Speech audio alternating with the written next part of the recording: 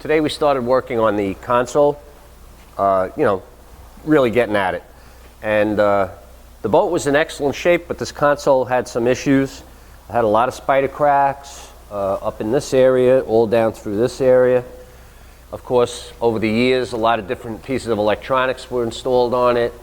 We had, there was a T-top on this boat, so we have holes from where the T-top mounted. So all of that has to be filled. Some of this can be filled with Formula 27 or a similar type of bedding compound or bonding compound. But the larger stuff like this, these big holes, they have to be filled with fiberglass and Cavasil. You got to do a number of things because there's just not enough strength for those kind of fillers in a large opening like that. Where the compass was, we're going to make a starboard bezel and set the new compass in there, so that's not a problem.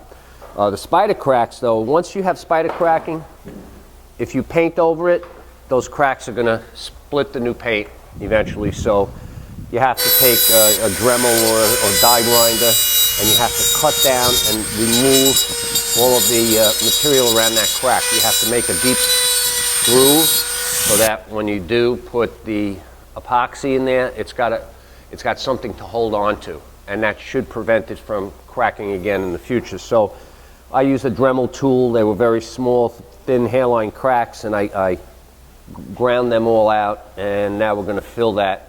And so that should turn out all right. We have to sand everything and get it ready for paint. So that's kind of a meticulous process.